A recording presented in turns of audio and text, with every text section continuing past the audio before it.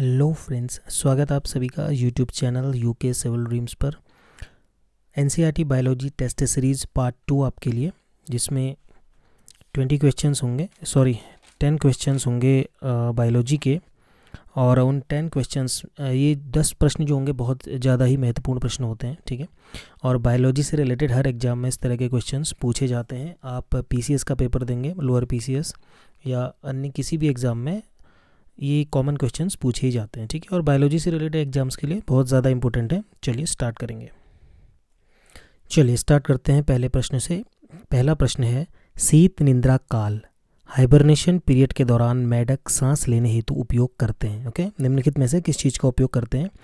देखिए वीडियो में ऑप्शंस आप देख लीजिए और उसके बाद ऑप्शन सेलेक्ट करते समय मतलब वीडियो पॉज करके आप अपने ऑप्शन सेलेक्ट कर लीजिए। मैं सीधे ऑप्शन पे टिक करूँगा, ओके, जो इसका राइट आंसर होगा, और उसके बाद इसे एक्सप्लेन कर दूंगा। तो हाइबरनेशन पीरियड के दौरान मेढक सांस लेने हेतु उपयोग किसका करेंगे? त्वचा का उपयोग करते हैं, ठीक है। The right answer is option number D. देखिए कुछ समझ लेते हैं। पहली बात तो ये हाइबरनेशन पीरियड जो होता है, इसे क्या, ये इसका मतलब होता है स्लीपिंग इन विंटर। ओके, कुछ जीव ऐसे होते हैं जो कोल्ड ब्लडेड होते हैं, जैसे मेढक क्या होता है, मेढक भी कोल्ड ब्लडेड होता है। ओके, यानी कि मेढक का जो खून होता है वो ठंडा होता है। और कोल्ड ब्लडेड का सिंपली मतलब ये है कि इस तरह के जीव अपनी सराउंडिंग्स पे डिपेंड करते हैं अपने इंटरनल टेम्परेचर को मेंटेन करने के लिए।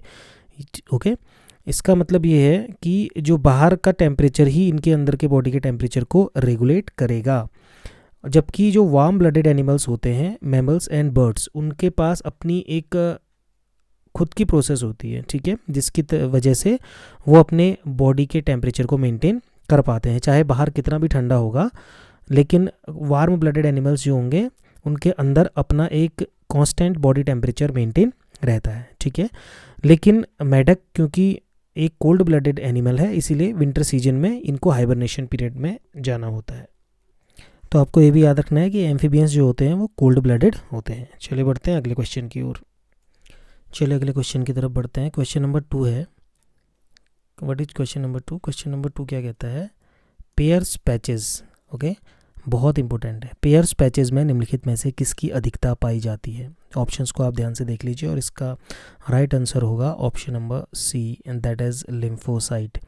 देखिए पेयर्स पैचेस के बारे में मैं आपको बता दूं। पेयर्स पैचेस को बोला जाता है tonsils of the intestine. Okay, tonsils of the intestine.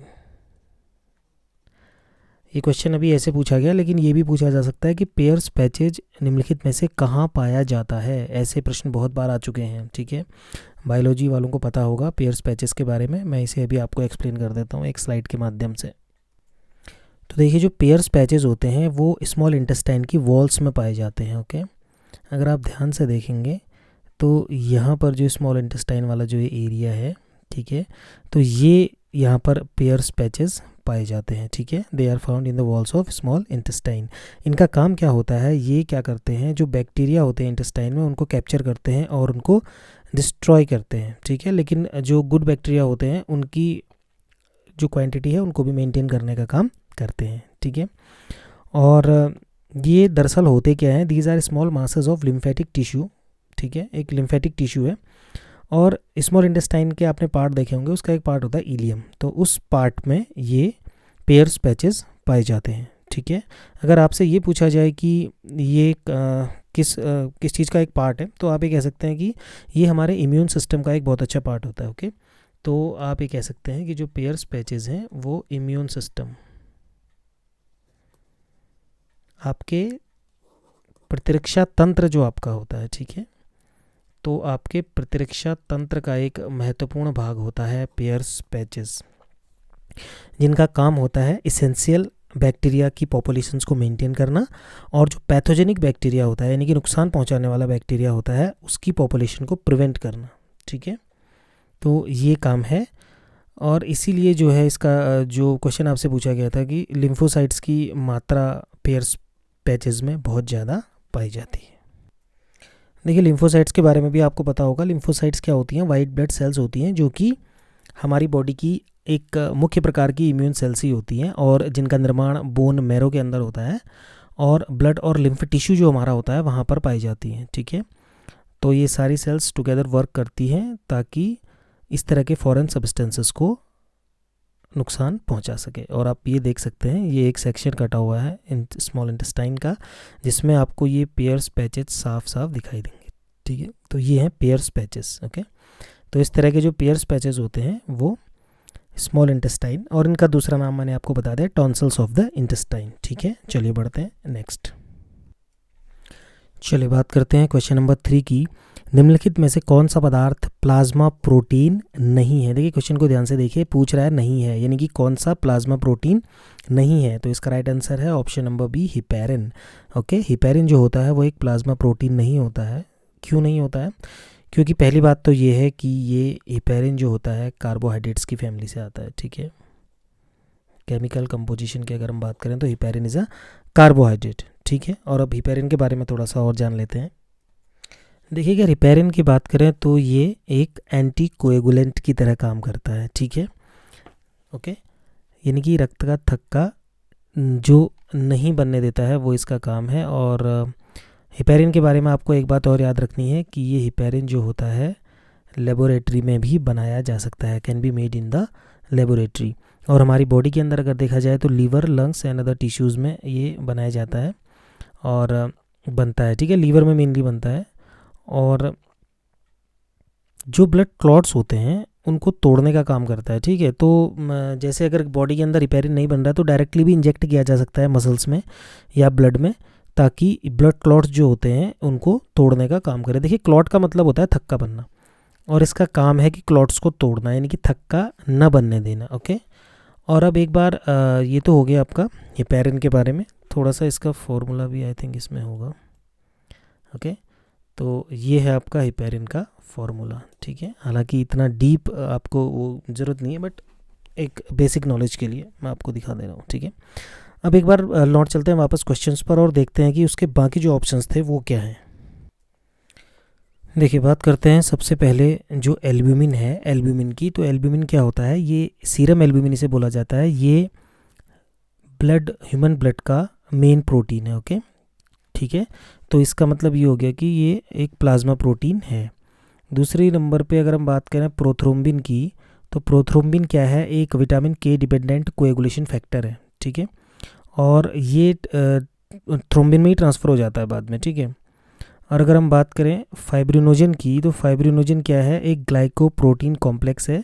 ये भी ब्लड में सर्कुलेट करता रहता है वर्टिब्रेट्स के, ठीक है। और जब टिश्यूज़ और वेस्कुलर इंजुरी होती है इस तरह की, तो ये एंजाइमेटिकली कन्वर्ट हो जाता है, बाय थ्रोम्बिन के द्वारा कन्वर्ट किया जाता है फाइब्रिन में, ठीक है। फाइब्रिनोजन कन्वर्ट्स इनटू फाइब्रिन, किसके द्वारा? थ्रोम्बिन के एक्टिविटी से ये कन्वर्ट होता है, ठीक है। तो इसका मतलब क्या है कि एल्ब्यूमिन, प्रोथ्रोम्बिन और fibrinogen, these all are plasma proteins, but heparin is a carbohydrate, okay. चलिए बढ़ते हैं नेक्स्ट। चलिए बात करते हैं क्वेश्चन नंबर 4 की। मैमथ निम्नलिखित में से किसका पूर्वज है, यानी कि किसका एंसेस्टर है, ओके। तो इसका राइट आंसर है ऑप्शन नंबर डी, हाथी, ठीक है। मैमथ हाथी का पूर्वज होता है। यहाँ पर देख सकते हैं आप, दिस इज मैमथ, ओके। और ये है मैमथ की इमेज, ठीक है। तो ये हाथी का पूर्वज है। चलिए बढ़ते हैं नेक्स्ट। चलिए बात करते हैं क्वेश्चन नंबर 5 की। क्वेश्चन नंबर 5 है हिस्टोन होते हैं, ओके। हिस्टोन क्या होते हैं? आप ऑप्शन देख लीजिए। राइट आंसर है ऑप्शन नंबर बी, क्षारीय प्रोटीन। हिस्टोन्स आर बेसिक प्रोटीन्स, ठीक है। देखिए हिस्टोन क्या होते हैं? बहुत हाईली बेसिक प्रोटीन्स होते हैं जो कि यूकैरियोटिक सेल न्यूक्लियाई में पाए जाते हैं, जिनका मुख्य काम है डीएनए को पैक करना, ठीक है। अगर आपने बायोलॉजी पढ़ी होगी तो आपको पता है कि डीएनए की पैकिंग के लिए हिस्टोन प्रोटीन्स का ही इस्तेमाल किया जाता है। और जो मॉडल बनता है जब डीएनए पैक हो जाता है हिस्टोन प्रोटीन्स की मदद से, इट इज़ कॉल्ड न्यूक्लियोसोम, ठीक है। और हिस्टोन प्रोटीन जो है जीन रेगुलेशन में बहुत ज़्यादा हेल्प करता है, ठीक है। देखिए मैं आपको थोड़ा इसके बारे में जानकारी दे दूं। ये न्यूक्लियोसोम मॉडल है, ओके। देखिए ये डीएनए की पैकिंग का मॉडल है। आप देख सकते हैं यहाँ पर एक प्रोटीन है H1, ये हिस्टोन प्रोटीन है। और उसके बाद H2A, H2B, H3 और H4, ओके। यानी कि ये सारे के सारे हिस्टोन प्रोटीन्स हैं। और इसके चारों तरफ जो ये रेड आप देख रहे हैं, ये रैप्ड डीएनए है, ठीक है ना। तो इस तरह से क्या होता है कि हिस्टोन प्रोटीन्स के माध्यम से डीएनए को पूरा रैप किया जाता है और इस पूरे स्ट्रक्चर को न्यूक्लियोसोम कहा जाता है। ठीक है, ये एक ऑक्टामर बनता है जिसमें 2 copies of each stone proteins होती हैं, H2A, H2B, H3 और H4। देखिए आपको एक बात और बता दूं, हिस्टोन्स जो होते हैं, हिस्टोन प्रोटीन्स जो होते हैं वो पॉजिटिवली चार्ज होते हैं। ठीक है, पॉजिटिव चार्ज होता है। और डीएनए के बारे में आपको पता है कि डीएनए कभी भी निगेटिवली चार्ज होता है। ठीक है, यानी कि डीएनए माइनस चार्ज है और हिस्टोन प्रोटीन्स पॉजिटिवली चार्ज होते हैं। तो आप समझ सकते हैं कि किस तरह से ये स्ट्रक्चर बहुत आसानी से एक दूसरे के साथ रैप हो जाता है। ठीक है, एक अन्य उदाहरण और दिया गया, ये देख लीजिए, आपका डीएनए है, ये स्टोन प्रोटीन्स हैं। ठीक है, ये सारे स्टोन प्रोटीन्स हैं और इसके चारों तरफ रैप होकर के पहले ये इस तरह का एक स्ट्रक्चर बनाता है। जब इस तरह के बहुत सारे स्ट्रक्चर, बहुत सारे न्यूक्लियोसोम्स मिल जाते हैं तो फिर ये फाइनली क्रोमोसोम यानी कि गुणसूत्र में परिवर्तित हो जाता है। ठीक है, इसका मतलब ये पूरा डीएनए, इस पूरे क्रोमोसोम के बनने की पूरी प्रोसेस बिना स्टोन प्रोटीन्स के संभव नहीं होती। ठीक है, चलिए बढ़ते हैं नेक्स्ट। चलिए बात करते हैं क्वेश्चन नंबर 6 की। ज्वाला कोशिकाएं, फ्लेम सेल्स, निम्नलिखित में से किसका मुख्य उत्सर्जी अंग, मेन एक्सक्रीटरी स्ट्रक्चर है? ठीक है, ध्यान से पढ़िए क्वेश्चन को। किस संघ का, ओके, किस संघ का मुख्य उत्सर्जी अंग है, ये आपसे पूछा गया है। The right answer is option number C, that is platyhelminthes. देखिए जो ज्वाला कोशिकाएं यानी कि फ्लेम सेल्स होती हैं, ये स्पेशलाइज्ड एक्सक्रीटरी सेल है जो कि एक सिंपलेस्ट फ्रेश वाटर इन्वर्टिब्रेट में पाया जाता है। ठीक है, और आपको ध्यान रखना है कि फ्लेम सेल्स बिल्कुल वैसे ही काम करती हैं जैसे कि ह्यूमंस की बॉडी में किडनी करती है। ठीक है, तो उसके समतुल्य आप इसे मान सकते हैं। ठीक है, और flame cells specialised excretory cells हैं। ठीक है, जो कि वेस्ट मटेरियल को बॉडी से निकालने के काम आती हैं। और अगर बहुत सारे फ्लेम सेल्स एक साथ इकट्ठा होंगे तो उसको हम कलेक्टिवली प्रोटोनेफ्रिडिया के नाम से जानते हैं। यानी कि आप कह सकते हैं कि bundles of flame cells are known as protonephridia. चलिए एक बार इसका स्ट्रक्चर से इसको समझ लेते हैं। ये देखिए, ठीक है, ये फ्लेम कोशिका है। अब अगर कोशिका है तो इसके अंदर जाहिर सी बात है केंद्रक भी होगा, तो ये इसका न्यूक्लियस आपको दिखाया गया है और ये पूरी की पूरी फ्लेम सेल है। देखिए आप एक चीज़ ध्यान दीजिए, इसको फ्लेम सेल क्यों कह रहे हैं। देखिए आपने देखा होगा जब कोई भी ज्वाला बनती है तो इस तरह से फ्लेम का एक स्ट्रक्चर है। ठीक है ना, यानी कि जब भी आप कहीं पे आग भी जलती है तो फ्लेम का जो स्ट्रक्चर आता है वो स्ट्रक्चर आप यहाँ पे देख सकते हैं। देखिए ये फ्लेम का स्ट्रक्चर आपको दिखाई दे रहा है। ठीक है, तो जो इसके सीलिया होते हैं, ओके, इसके लोकोमोशन के लिए, तो वो सीलिया मिलकर के एक ज्वाला यानी कि फ्लेम का जैसा एक स्ट्रक्चर बनाती हैं। तो इसी वजह से इस कोशिका को फ्लेम सेल कहा जाता है। ठीक है, तो आप देख सकते हैं कि किस तरह से प्लेटीहेल्मिन्थेस के अंदर ये फ्लेम सेल है, ये फ्लेम सेल है, ये फ्लेम सेल है। ठीक है ना, और इसको अगर आप इनर स्ट्रक्चर इसका दिखाया गया है। ठीक है, तो ये जो सीलिया होते हैं इनसे फ्लेम जैसी इसमें स्ट्रक्चर दिखाई देता है, इसलिए इसको ज्वाला कोशिका या फ्लेम सेल कहा जाता है। ठीक है, क्लस्टर ऑफ सीलिया जो होता है बहुत सारा एक कलेक्टिवली बिल्कुल एक फ्लिकरिंग फ्लेम की तरह दिखाई देता है। जब इसे माइक्रोस्कोप के अंदर देखते हैं तब इसका नाम ज्वाला कोशिका रख दिया गया। चलिए बढ़ते हैं नेक्स्ट। चलिए बात करते हैं क्वेश्चन नंबर 7 की। सर्टोली कोशिकाएं, सर्टोली सेल्स निम्नलिखित में से कहाँ पाई जाती हैं? ठीक है, तो आपने पढ़ा होगा तो इसका आंसर आपको मालूम होगा, that is option number B, वृषण यानी कि टेस्टिस। ठीक है, तो पहले जान लेते हैं टेस्टिस क्या होता है। टेस्टिस जो है मेल रिप्रोडक्टिव ऑर्गन का एक पार्ट है। ठीक है, तो अब बात करते हैं सर्टोली सेल्स के बारे में। सर्टोली सेल्स जो होती हैं ये स्पर्म्स होते हैं। ठीक है, जो शुक्राणु होते हैं, मेल का जो गैमीट होता है यानी कि युग्मक होता है, तो उस स्पर्म को फीड करने के काम, ठीक है, यानी कि उस शुक्राणु का पोषण करने के काम जो कोशिकाएं आती हैं उसे हम सर्टोली सेल्स कहते हैं। और इनका दूसरा नाम नर्स सेल भी है। ठीक है, नर्स सेल। ठीक है, इसी वजह से इसका नाम नर्स सेल भी रखा जाता है। ठीक है, तो नर्स सेल जो है टेस्टिकल्स जो होते हैं वो एक सेमिनिफेरस ट्यूब्यूल का एक पार्ट है और स्पर्मेटोजेनेसिस की प्रक्रिया में हेल्प करता है।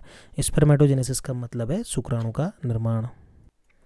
देखिए एक सेक्शन के माध्यम से आप समझिए, ये सर्टोली कोशिका आपको दिखाई गई है, तो ये पूरी की पूरी कौन सी कोशिका है? सर्टोली कोशिका। कलर चेंज करना पड़ेगा। ये देखिए ये पूरी की पूरी सर्टोली कोशिका है। ओके, ये पूरी की पूरी सर्टोली कोशिका है। ये बीच में इतनी बड़ी सर्टोली कोशिका है। अब आप देखिए ये एक स्पर्म है, ये सारे स्पर्म्स हैं। ठीक है, ये स्पर्म का हेड है। ये देख लीजिए गोल गोल छोटे छोटे जो बने, ये स्पर्म्स के हेड हैं। शुक्राणुओं के हेड वाला पोर्शन है शुक्राणु का, ये देखिए, और ये इस सर्टोली कोशिका में धसे हुए हैं। देखिए, ठीक है ना, यहाँ पर इस पोर्शन पे शुक्राणु का निर्माण होते रहता है और यहाँ से ये पोषण ले रहे हैं। देखिए ये सारे जो भी आप ये देख रहे हैं ये सब सर्टोली कोशिकाएं हैं।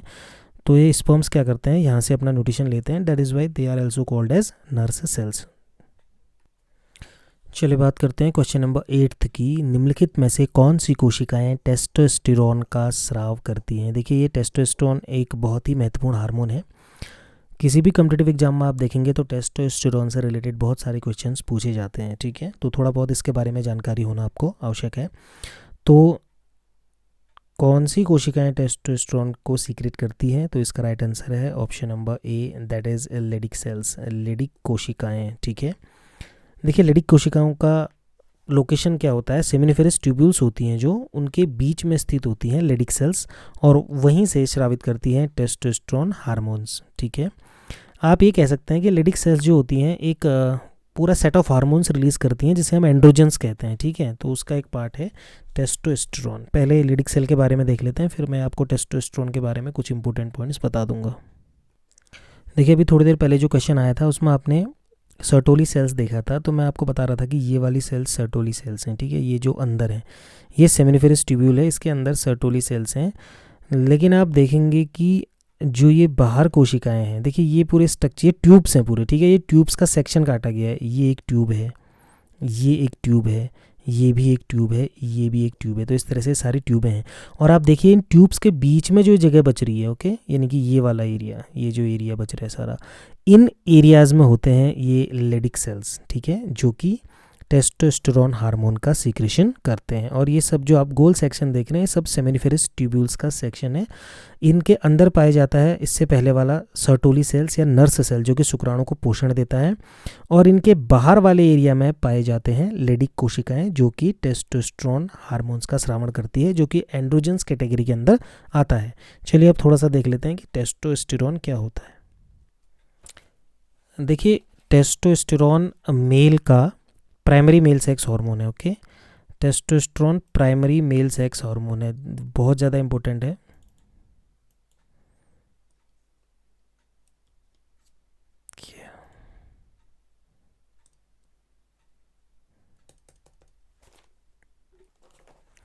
देखिए, टेस्टोस्टेरोन एक प्राइमरी मेल सेक्स हार्मोन है, ओके, बहुत इंपॉर्टेंट है, प्राइमरी मेल सेक्स हार्मोन। देखिए, टेस्टोस्टेरोन जो है मेल ह्यूमंस में बहुत इंपॉर्टेंट रोल प्ले करता है मेल रिप्रोडक्टिव टिश्यूज़ के डेवलपमेंट में, जैसे कि टेस्टिस हो गया, प्रोस्टेट हो गया, ठीक है। इन सभी के डेवलपमेंट में बहुत ज़्यादा महत्वपूर्ण रोल होता है टेस्टोस्टेरोन का। और इसके अलावा जो सेकेंडरी सेक्सुअल कैरेक्टर्स होते हैं उनको भी प्रमोट करने का काम करता है टेस्टोस्टेरोन हार्मोन, यानी कि ग्रोथ ऑफ जैसे कि शरीर के अंदर, बॉडी के अंदर जो बहुत सारे हेयर्स और वॉइस चेंजिंग होती है, तो ये सारी की सारी चीज़ें टेस्टोस्टेरोन हार्मोन के माध्यम से ही होती है। बाकी इसके अलावा आप देख सकते हैं बोन मैरो फंक्शनिंग, मसल्स के लिए, सेक्स ऑर्गन्स के लिए, ओके, और स्किन के लिए, इन सभी के लिए टेस्टोस्टेरोन हार्मोन एक बहुत महत्वपूर्ण रोल प्ले करता है। चलिए बढ़ते हैं अगले क्वेश्चन की ओर। चलिए क्वेश्चन नंबर 9, लैंगरहंस के द्वीप, आइसलेट्स ऑफ लैंगरहंस किस अंग का एक भाग है? देखिए, ये तो बहुत ही महत्वपूर्ण क्वेश्चन है और आई होप कि आप सभी को आता होगा। लैंगरहंस के द्वीप किस अंग का एक भाग है? तो right answer is option number B, अग्नाशय, यानी कि पेनक्रियाज, ठीक है। देखिए, पेनक्रियाज के बारे में आप सभी को पता है, पेनक्रियाज एक मिक्स्ड ग्लैंड होती है। मिक्स्ड ग्लैंड का मतलब होता है एक ऐसी ग्लैंड जो एक्सोक्राइन प्लस एंडोक्राइन दोनों काम करती है, ठीक है। तो बहुत सारी विशेष प्रकार की कोशिकाएं इसमें होती है, इसलिए एक अंतःस्रावी ग्रंथि एंडोक्राइन ग्लैंड भी है, ठीक है। जो कोशिकाएं इस अग्नाशय को बनाती है उसी के समूह को हम कहते हैं आइसलेट्स ऑफ लैंगरहंस, यानी कि इसमें कुछ विशेष प्रकार की कोशिकाओं का समूह होता है जिसे आइसलेट्स ऑफ लैंगरहंस कहा जाता है, ठीक है। तो आप बेसिकली देखिए, इसमें 3 प्रकार की सेल्स होती हैं, alpha cells, beta cells and delta sales, ठीक है। 3 प्रकार की इसमें कोशिकाएं होती हैं। एक बार थोड़ा स्ट्रक्चर के माध्यम से इसको समझ लेते हैं। पहले तो आप पेनक्रियास की लोकेशन देख लीजिए, ये वाला जो पोर्शन है ये है अग्नाशय, ठीक है, यानी कि पेनक्रियास, ओके। अब आप देखिए ये जो पेनक्रियास का पूरा स्ट्रक्चर है, तो इसमें ये जो आपको नीले कलर के छोटे छोटे दिखाई दे रहे हैं, these are islets of Langerhans. और अगर इसको हम जूम करके देखें तो ये स्ट्रक्चर आप देख लीजिए, इसमें delta sales, alpha cells, beta cells, इस तरह की कोशिकाएं आपको दिखाई देंगी। देखिए, अल्फा सेल्स जो होता है उससे ग्लूकागॉन और बीटा सेल्स से इंसुलिन नाम का हार्मोन बनता है। इन सभी हार्मोन्स के बारे में, ये जो बहुत महत्वपूर्ण हार्मोन्स हैं, इनके लिए मैं अलग से वीडियोस बनाऊंगा, ओके। और जो कि कार्बोहाइड्रेट के मेटाबॉलिज्म में ये सारे हार्मोन्स बहुत ज़्यादा इंपॉर्टेंट रोल प्ले करते हैं। ठीक है, चलिए बढ़ते हैं अगले क्वेश्चन की ओर। चलिए, टेस्ट सीरीज का लास्ट क्वेश्चन है, 10th क्वेश्चन। एडिसन का रोग, एडिसन्स डिजीज निम्नलिखित में से किस एक से संबंधित है? आपको इसका राइट आंसर देना है। The right answer is option number B, अधिवृक्क ग्रंथि यानी कि एड्रिनल ग्लैंड। यानी कि एडिसन का रोग नाम की बीमारी जो है या एडिशंस डिजीज़ जो है वो निम्नलिखित में से किस एक से संबंधित है? तो बहुत सारी ग्लैंड्स के ऑप्शंस आपको दिए गए हैं, उसमें से जो एड्रिनल ग्लैंड होती है उस ग्लैंड की वजह से होता है एडिसन्स डिजीज़। देखिए, एड्रिनल कॉर्टेक्स जो होती है उसमें जो हार्मोन बनता है वो जब कम बनता है, यानी कि उसका जब अल्पस्रावन होता है, तो उस वजह से ये बीमारी होती है। या आप कह सकते हैं कि a disorder in which the adrenal gland don't produce enough hormones, पर्याप्त मात्रा में हार्मोन्स का निर्माण नहीं कर पाती है वो ग्लैंड। चलिए देख लेते हैं पहले वो ग्लैंड होती कहाँ पर है। देखिए, आप सभी ने ये स्ट्रक्चर देखे हैं, दीज आर किडनीज। देखिए, 2 किडनी है, किडनी के टॉप पर आप जो ये ऑप्शन चित्र देख रहे हैं, दीज आर एड्रिनल ग्लैंड, यानी कि एक जोड़ा, एक पेयर, यानी कि 2 एड्रिनल ग्लैंड्स होती हैं।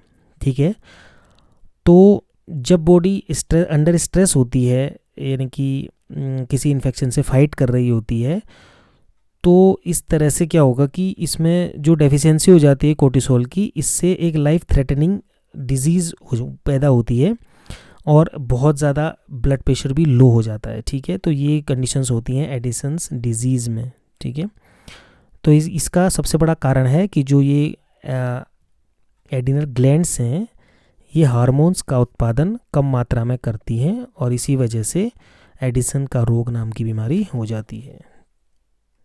तो ये थी टेस्ट सीरीज़ पार्ट 2। ओके, और NCERT biology test series part 2। अगर आपको टेस्ट सीरीज़ अच्छी लगी तो प्लीज़ वीडियो को लाइक करें, शेयर करें और चैनल को सब्सक्राइब करें। बहुत जल्दी मैं इसका पार्ट 3 लेकर के आऊँगा। एक और बात आपको बोलनी है कि एनसीईआरटी बायोलॉजी क्लास 12th के सारे वीडियोस अपलोड हो रहे हैं धीरे धीरे, 3 या 4 पार्ट उसके अपलोड आज की डेट तक हो चुके हैं, जिसमें डीपली 12th की बायोलॉजी को मैं उसमें सारे वीडियोस बना रहा हूँ। ठीक है, उसके अलावा साइंस के से related questions, physics, chemistry, biology के भी मॉक टेस्ट उसमें दिए गए हैं।